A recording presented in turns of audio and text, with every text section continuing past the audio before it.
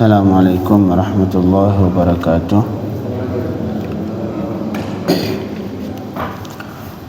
Alhamdulillah, wassalatu wassalamu ala rasulillah wa ala alihi wa sahbihi wa man tabi'ah. Allahumma rabbi syrah li sadri wa yassir li amri wahlul 'uqdatam min lisani yafqahu qawli. Allahumma rabbi zidna ilman warzuqna fahma. Allahumma 'allimna ma yanfa'una wanfa'na bima 'allamtana. Allahumma faqihna fid din wa 'allimna at-ta'wil bi rahmatika ya arhamar rahimin.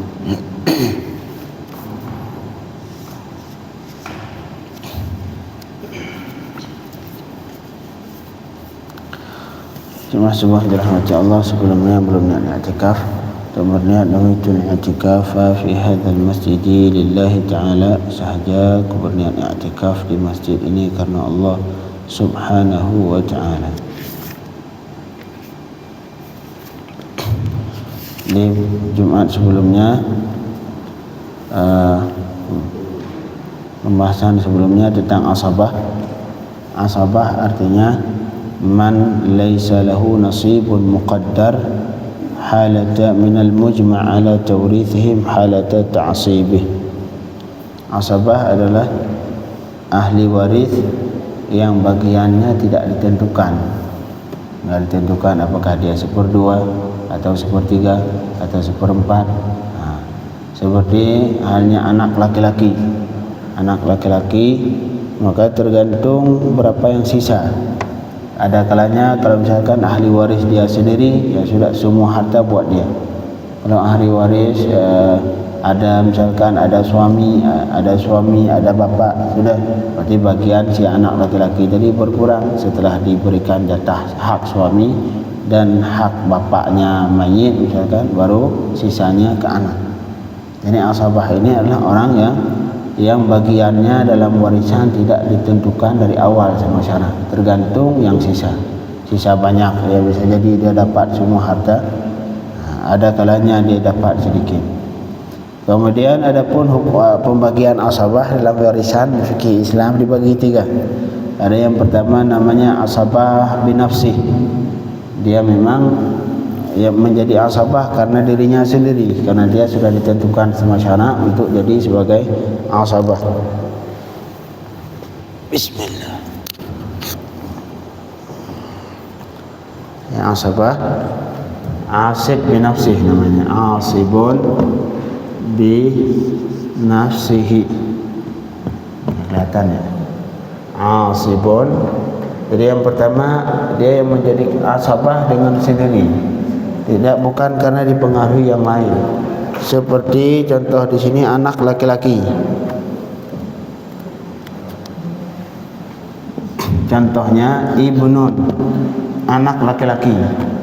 Anak laki-laki memang dari syarak dia sudah ditentukan sebagai asabah. Yang kedua namanya asibun bighairih,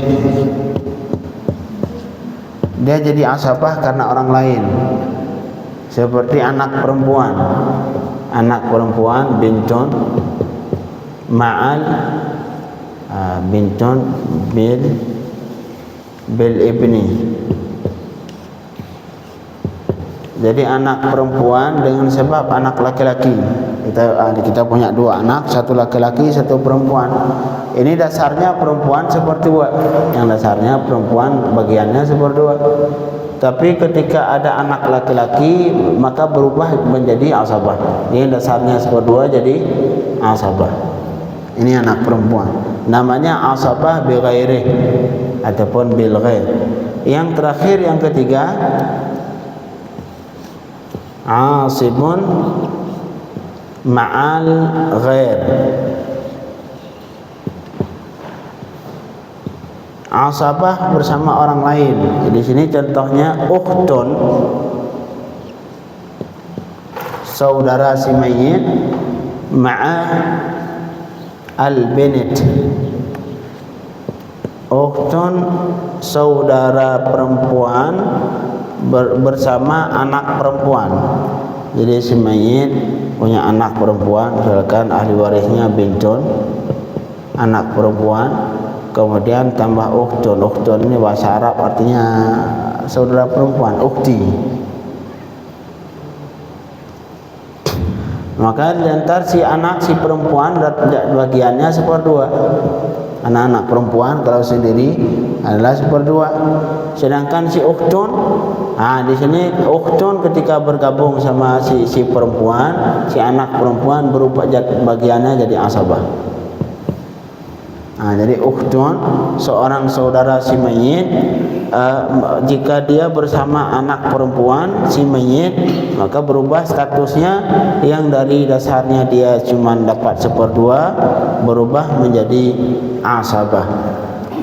Cuman yang membedakan antara yang kedua yaitu sama yang ketiga. Kalau yang kedua ini kawannya asabah, seperti anak perempuan sama anak laki-laki. Yang membuat anak perempuan jadi asabah si ibn. Ibn ini yang pada dasarnya dia adalah asabah. Jadi sebabnya ini dia asabah. Ibn ini asabah, anak laki-laki. Sedangkan yang ketiga si ukhtun, ini saudara perempuan jadi asabah bersama anak perempuan. Ini anak perempuan ini pada dasarnya dia juga bukan asabah, ghair ataupun bukan asabah.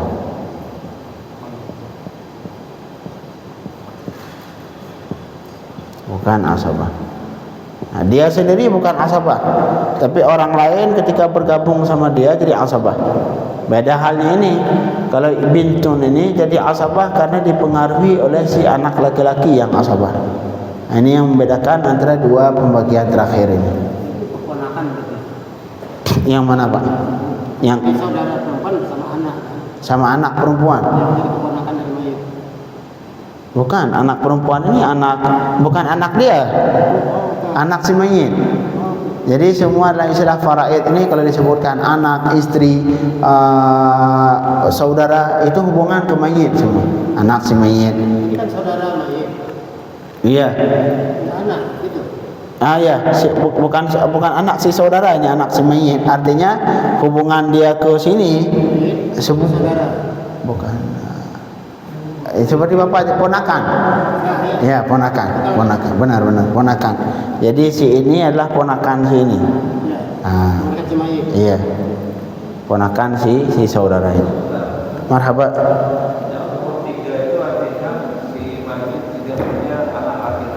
Ya. Anaknya perempuan.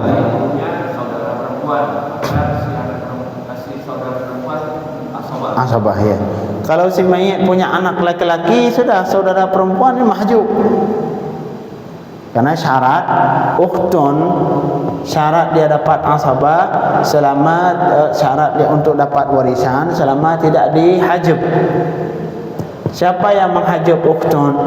Yang menghajab saudara perempuan? Anak laki-laki. Anak laki-laki atau cucu laki-laki?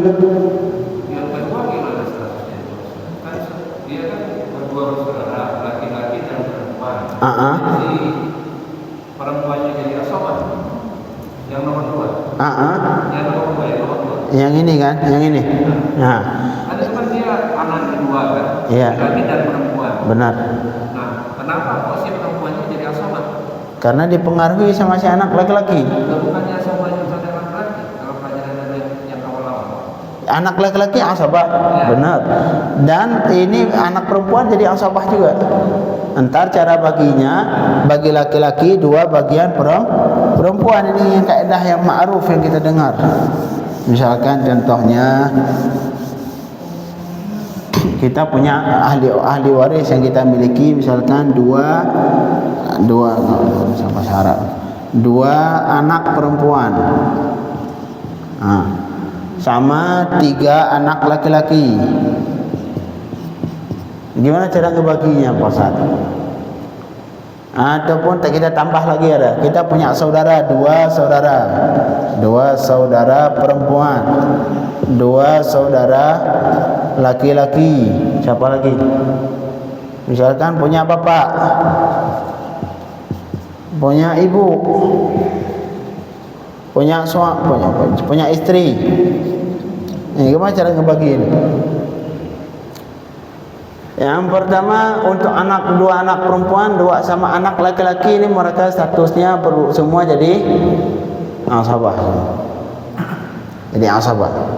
Anak laki-laki memang dasarnya asabah, anak perempuan jadi asabah gara-gara anak laki-laki.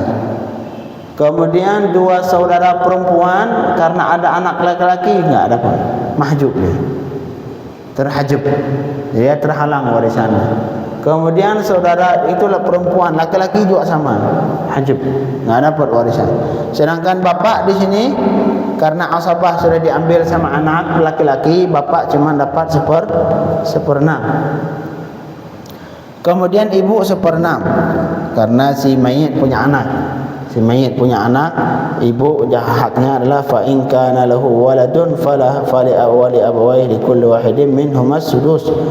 Ibu seperenam, istri karena si mayit punya anak, istri seperdelapan.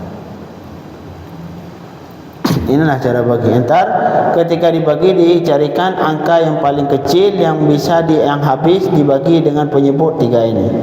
6 sama 8, angka paling kecil yang habis dibagi 6 sama 8 24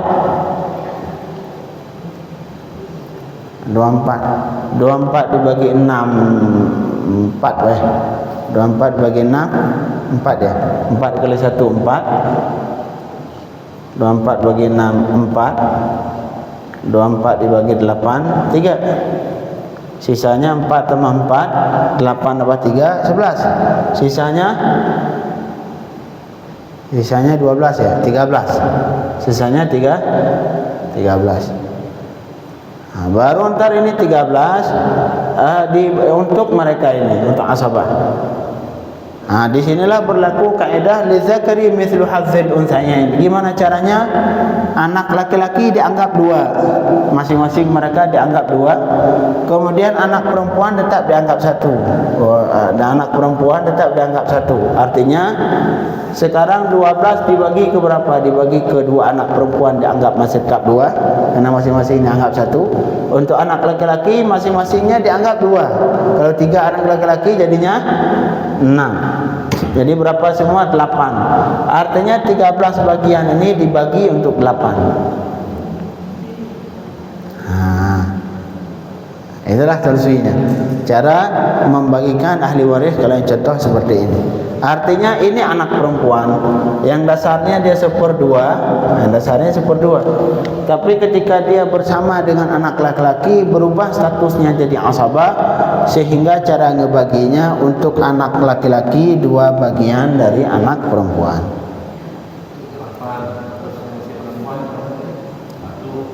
Yang si perempuan si perempuan tetap masih dianggap masih sama dia, masing-masing 1. Artinya berarti bagian dia adalah 2.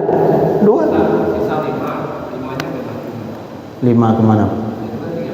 Oh 13 ntar dibagi berapa? 13 dibagi 8 kan nggak habis, pecah. 13 dibagi 8 pecah. Maka ntar ada dalam ilmu faraid namanya ini diangkat, dibesarkan.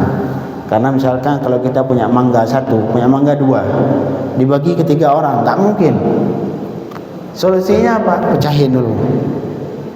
Nah, contoh misalkan ini 1 roti ataupun 2 roti, pengen dibagi ke 3 orang, gimana cara ngebagi? Pecah. Ini solusinya apa? Solusinya kalau kata matematika yang di ilmu faraid, ini yang 2 ini dipecahin jadi 3. Untuk 3 pecahin masing-masing, ini yang jadi bagi 3 dipecahin jadi 3, ini dipecahin jadi 3. Udah jadi 6 kan? Udah jadi 6, baru ntar bisa dibagi masing-masing dapat 2.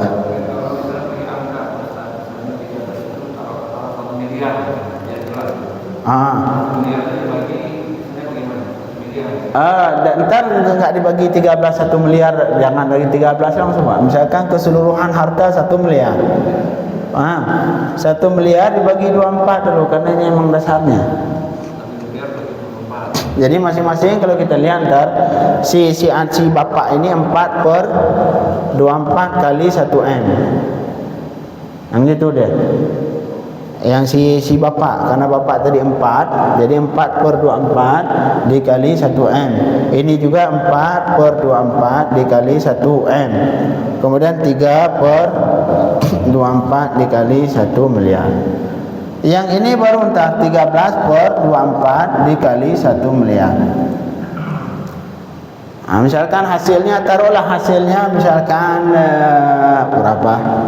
Takdir aja ini 800 juta misalkan ini, sebenarnya salah. Udah 800 juta dibagi untuk 8 ini. Jadi untuk yang anak perempuan berarti masing-masing 200 juta, masing-masing 100 juta. Kemudian untuk anak laki-laki 600, berarti masing-masing untuk mereka adalah 200. Marhaba? Iya, ini asabah. Ini mereka asabah. Ini mereka asabah. Mereka lah yang menghabiskan sisa harta. Ini pembagian dari asabah, asabah bil ghair sama asabah ma'al ghair. Asabah ma'al ghair.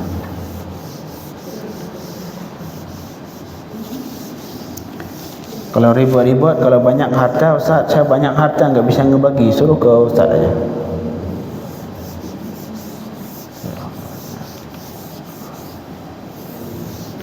Jangan terlalu banyak harta, saya ribut ngebaginya. Jadi sebelum meninggal jauh-jauh hari wakaf aja semua. Punya harta wakaf aja semua, punya rumah, punya tanah wakafin aja semua.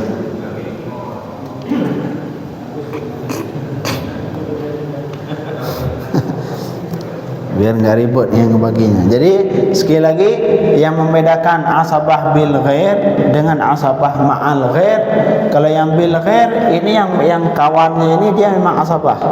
Bintun jadi asabah gara-gara ibnun, dan ibnun dasarnya asabah.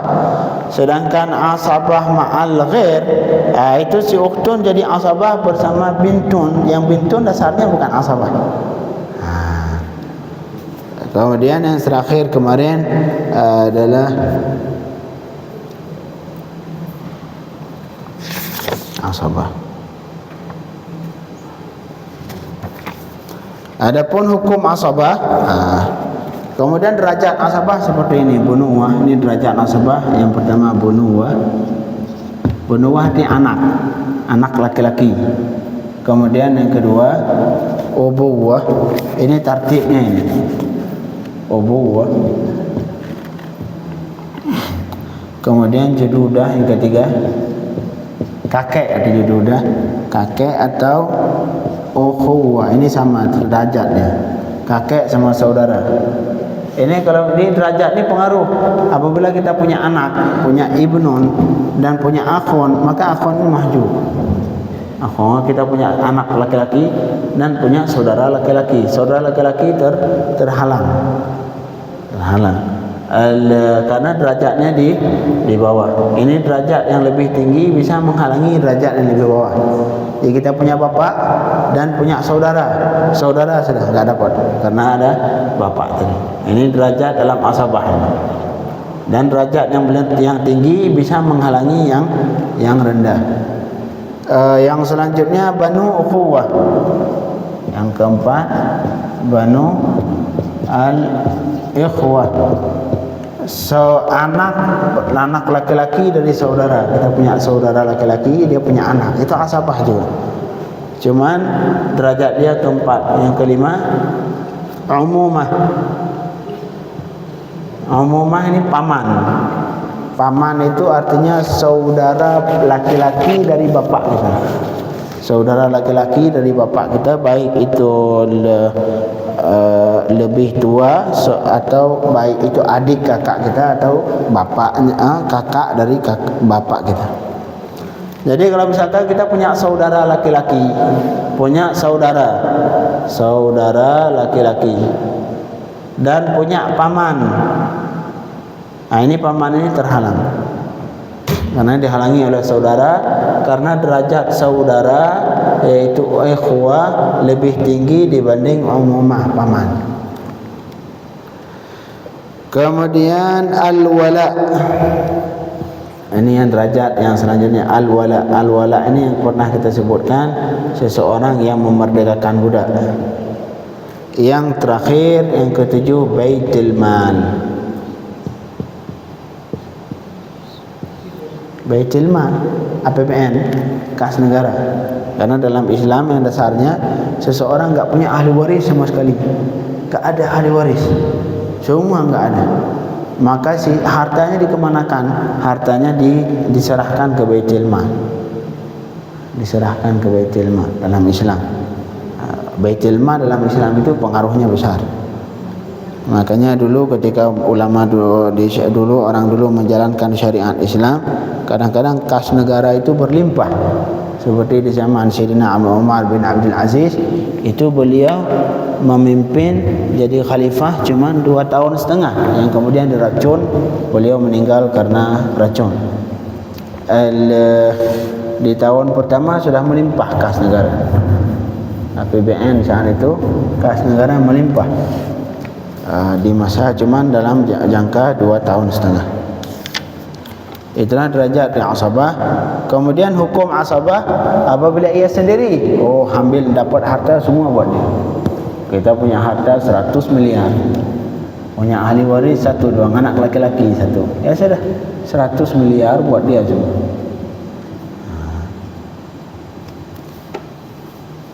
Makanya siap-siap kalau kita punya anak laki-laki sendiri untuk mengambil semua harta dari bapak. Hukmu asib binafsi idza farada akhadha jami' mal.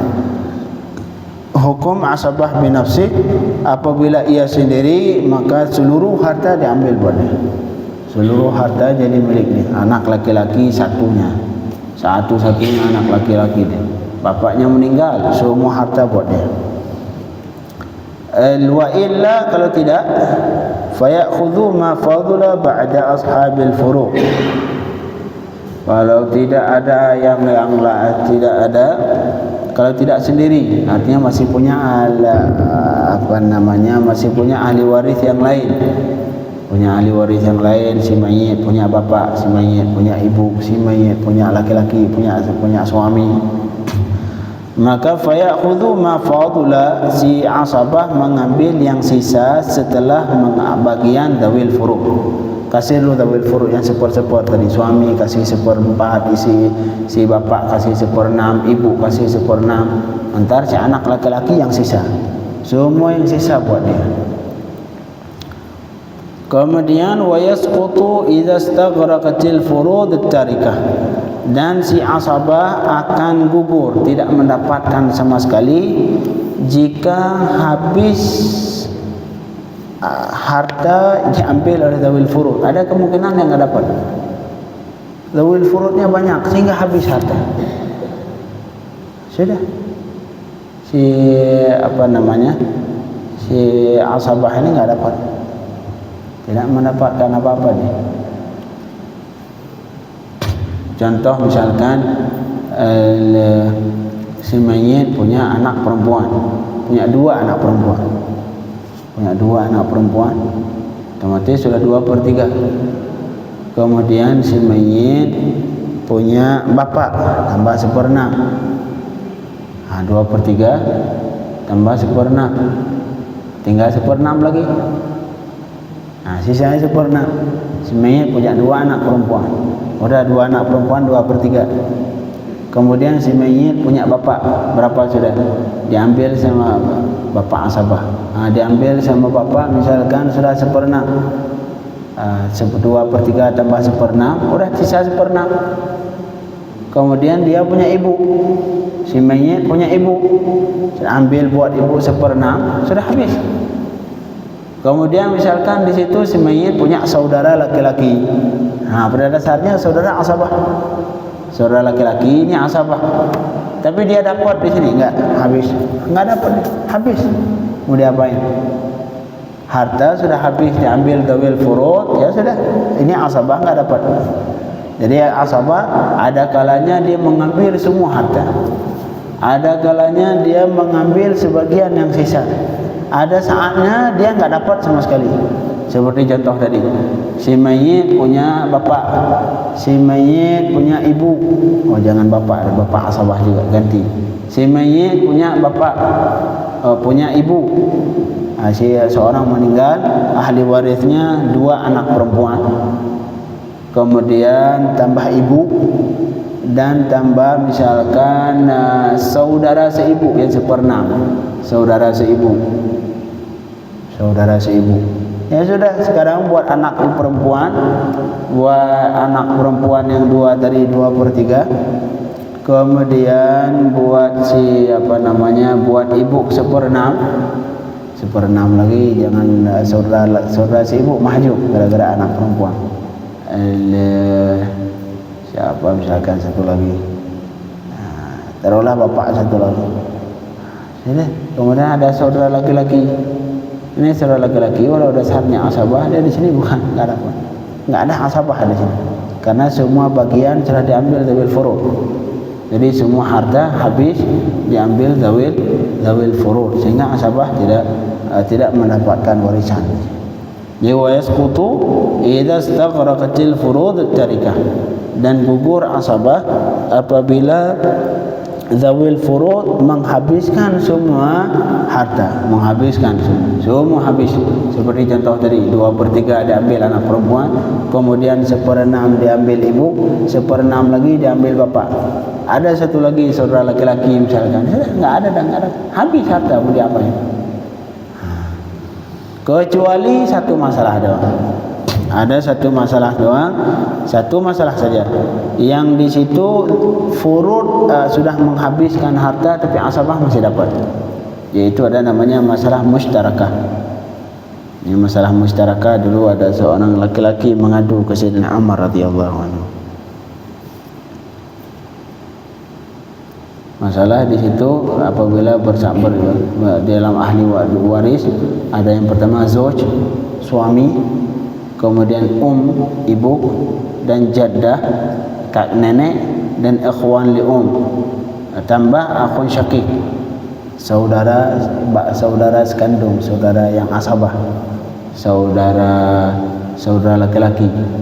Ini kalau kita bagi zauj dapat 1/4, karena si ini tidak punya anak dapat 1/2, suami dapat 1/2, ibu dapat 1/6, kakek nenek dapat 1/6, kemudian ikhwan li dapat 1/3, 2 saudara dapat 1/3, habis sudah harta, habis.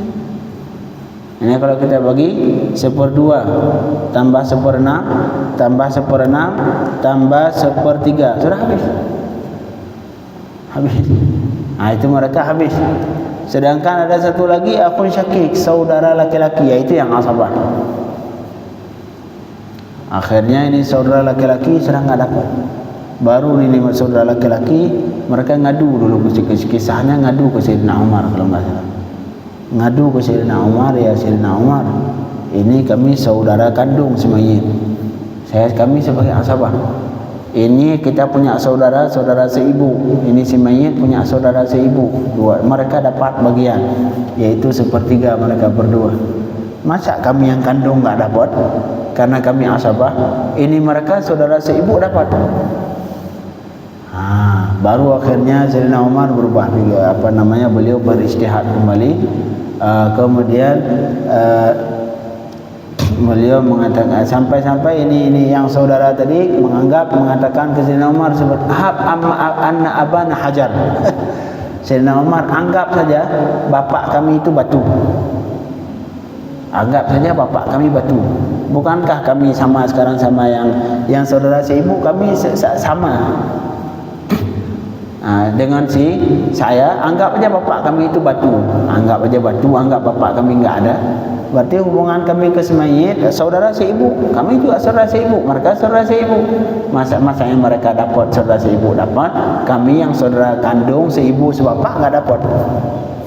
Akhirnya Sayyidina Umar dan para sahabat lain berijtihad kembali, dan akhirnya setelah berijtihad mereka mengatakan, ya sudah, sekarang yang 1/3 tadi bagi rata aja, kalian dapat juga bagi rata. pada dasar contoh di sini dasarnya di saudara kandung habis, dia asabah yang bagiannya sudah habis. Tetapi kemudian setelah para sahabat berijtihad, mereka mendapatkan sepertiga, disamakan dengan yang saudara seibu tadi. Ya sudah, bagian sepertiga saudara seibu untuk saudara seibu tambah saudara kandung, bagi rata. Ini namanya masalah musytarakah. Masalah musytarakah. Karena yang dasarnya sepertiga khusus ke saudara seibu, tapi di contoh ini sepertiga saudara seibu dan digabung saudara kandung. Sudah, saudara kandung dapat juga di sepertiga, dibagi rata. Ini namanya masalah musytarakah. Masalah yang diadu saudara kandung ke Sayyidina Umar karena mereka enggak dapat warisan, sedangkan saudara seibu dapat. Saudara seibu dapat. Masa kami yang saudara kandung enggak dapat? Akhirnya mereka ngadu, sampai-sampai mereka mengatakan tuh hak anna abana hajar. Udah Sayyidina Umar sekarang gini aja, mereka itu saudara seibu, kami juga seibu saudara sama mayit, sama-sama kita saudara seibu. Anggap aja sekarang bapak kami nggak ada, anggap aja batu saudara. Anggap aja batu, bapak kami itu anggap aja batu, seolah-olah kami sekarang seseibu. Bukankah kami dengan mayit juga saudara seibu? Akhirnya Sayyidina Umar iya juga. Baru kemudian beliau berijtihad dan hasilnya itu sepertiga yang bagian saudara seibu tadi dibagi rata dengan saudara kandung, saudara kandung. Ini namanya masalah al-musytarakah, masalah al-musytarakah. Selanjutnya ada pembahasan yang baru, yaitu hajab. Ini insyaallah kita pelajari di minggu dan Jumat depan. Masalah al-hajab, aturan tentang satu ahli waris menghalangi bagian ahli waris yang lain. Seperti contoh dari anak laki-laki menghalangi saudara laki-laki, saudara laki-laki menghalangi paman. Ini semua namanya sebab dalam ilmu warisan babul hajab, kitab al-hajab. Allahumma faqihna fid din. Marhaban. Enggak, dari ibu ya, dari bapak tidak. Luar nikah dari bapak biologisnya, bukan bapak asli.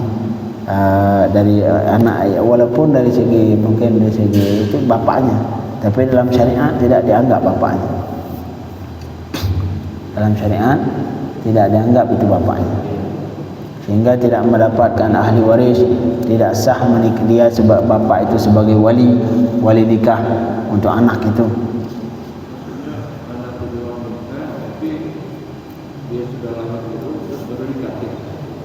Mana Pak? Perjelas di luar nikah. Dia punya anak tapi belum nikah.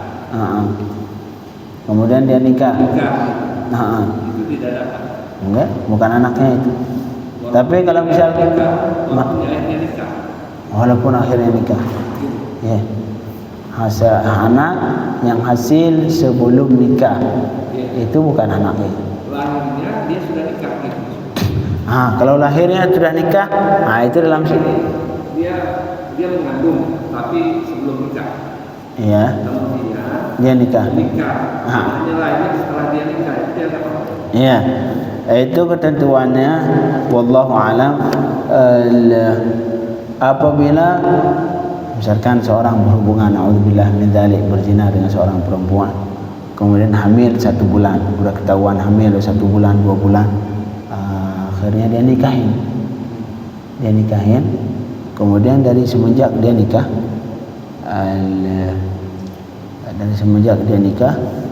sampai lahir anak sampai 6 bulan. Dari semenjak dia nikah sampai lahir anak 6 bulan. Itu dalam hukum, dalam fikih Islam, dari segi hukum kenegaraan dia dianggap anak. Karena kata disebutkan oleh Rasul sallallahu alaihi wasallam, al-waladu lil firash. Anak itu tergantung itu dia milik istri siapa. Makanya ini dalam hukum kenegaraan tetap dianggap ini anak dia, anak si suami tadi. walaupun dia yakin itu bukan anak dia yang lahir yang setelah nikah, anak dari hasil zina dia sebelum nikah. Jadi dalam hukum agama, dalam hukum negara dia tetap dianggap anak, tapi dalam hukum agama itu bukan anak.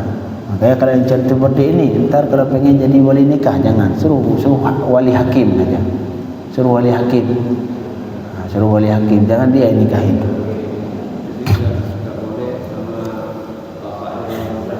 Enggak. Tapi kalau misalkan dia enggak yakin, contoh misalkan baru dia pernah berzina sama itu perempuan misalkan, auzubillah min dzalik. Kemudian baru sebulan dia langsung nikahin, kemudian dia berhubungan lagi. Paham? Kemudian setelah 7 bulan, 8 bulan lahir anak. Dari semenjak dia berhubungan setelah nikah. Ya, artinya ini orang sebelum nikah dia sempat berhubungan sama itu perempuan. Kemudian berjalan setengah bulan dia nikahi, kemudian dia berhubungan lagi misalkan. Kemudian dari semenjak dia berhubungan sampai lewat setelah 7 bulan misalkan dari berhubungan dia, setelah 8 bulan lahir anak. Ini anak dia menurut dia ada kemungkinan dari hasil hubungan kedua. Bisa jadi, subhanallah. Bisa jadi yang pertama itu enggak berhasil, yang kedua berhasil. Yang anak ini bisa jadi hasil dari hubungan setelah nikah. Udah itu anggap aja anak sendiri. Anggap anak sendiri. Tapi kalau yakin dari semenjak dia sebelum bernikah sudah berhubungan, kemudian setelah nikah tidak berhubungan sama sekali sama itu perempuan sampai lahir anak, berarti dia yakin ini anak pasti anak dari hasil hubungan pertama sebelum nikah. Nah, contoh seperti ini memang hukum negara dia dianggap anak selama dari masa nikah, dari ketika akad nikah sampai lahir anak sampai 6 bulan, patokannya 6 bulan. Apabila lahir anak setelah 6 bulan dari semenjak ia nikah, dalam hukum negara dia tetap dianggap anaknya. Tapi kalau lahir anak di bawah 6 bulan, hari ini nikah, baru 4 bulan lahir anak, nah itu pasti bukan anaknya. Pasti bukan anaknya. Tapi kalau lahir sampai 6 bulan atau lebih, 7 bulan dari nikah, dari semenjak nikah lahir setelah 7 bulan, nah, dalam hukum negara itu dianggap anaknya. Kalau dia yakin itu bukan anaknya, solusi li'an. Ada namanya li'an. Li'an itu untuk menafikan anak, untuk buat dia bersaksi depan hakim bahwa itu bukan anakku. Ada namanya li'an untuk menafikan linafil walad. Nah,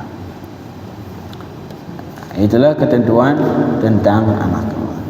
Makanya jika kita punya anak laki-laki atau perempuan, kita jaga itu anak kita benar-benar supaya tidak terjerumus ke hal-hal yang tidak diinginkan.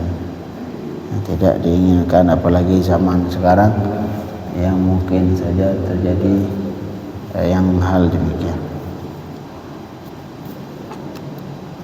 Tapi sekali lagi, anak zina bukan anak si bapak itu, sehingga enggak sah bapak itu jadi wali dan sampai boleh bapak itu menikahi anaknya itu. Anak di hasil zina, si bapak tadi boleh menikahi anak. Na'udzubillah min dzalik. Semoga kita dan keluarga kita dijauhi dari zina. Amin ya rabbal alamin. Makanya kalau kita punya anak, punya cucu yang kecil-kecil, sering-sering dipegang kepala ini, baca inna anzalnahu fi lailatul qadr. Nah, salah satu tujuannya supaya anak kita itu dijaga dari zina. Dijaga dari zina. Karena zina ini bukan, kita jangan menghina manusia yang lain yang melakukan zina, karena zina ini bakal terjadi oleh siapapun. Jangankan orang biasa, ulama juga bakal ada kemungkinan melakukan zina. Karena syaitan ini semakin tinggi derajat seseorang, maka syaitan yang mengganggunya juga semakin tinggi. Kalau pion, kita yang pion, ya setan pion.